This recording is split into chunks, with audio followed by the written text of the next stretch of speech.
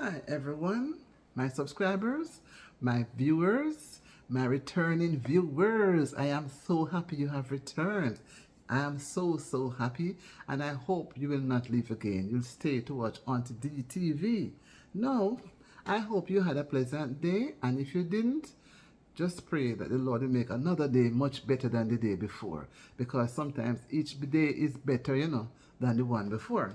No, I hope maybe everything did not go too well, but some things did, and some things make you smile, right? No, I was going through the Daily Jamaica Observer, and I have noticed something of interest that I'd like to share with you guys. No, I've seen where, let me read its headline: Sierra Leone reports first case of Mpox. And you know that Mpox means monkeypox, right? Monkeypox, Mpox. No, it reads Freetown, Sierra Leone, AFP. Sierra Leone has reported its first confirmed case of monkeypox since the world's highest alert level for the potentially deadly disease was raised last year. That was in 2024. Now, the patient now is a 27-year-old man from the rural district in the western zone near the capital, Freetown. The National Health Agency stated in a social media post, right? Health teams are actively screening and investigating to identify potential persons who may be exposed, right? However, let me go a little further down, right?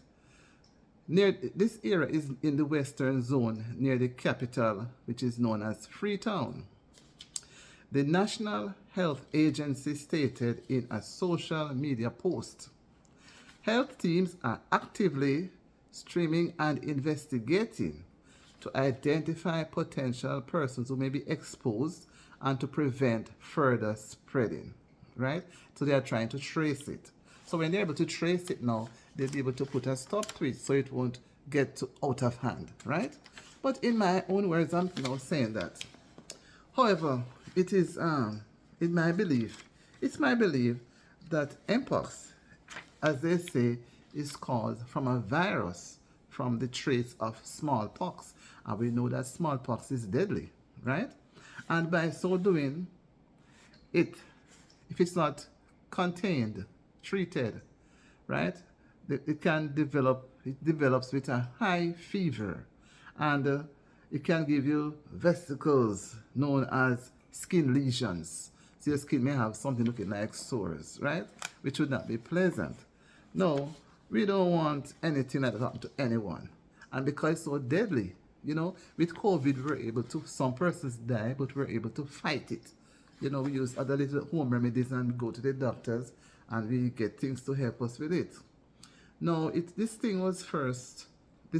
monkeypox was first observed in the Democratic Republic of Congo, right?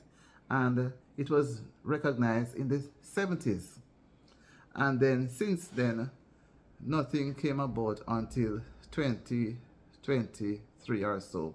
It has been spreading to other developed or developing countries, because as we know, people move from place to place, right? Winds blow from place to place. Animals move, trees, everything, people, the air we breathe. So, and we travel, maybe it would cause us to, become scared. Because when I remember when COVID came out first, and I remember persons were running. If you hear somebody sneeze, you run.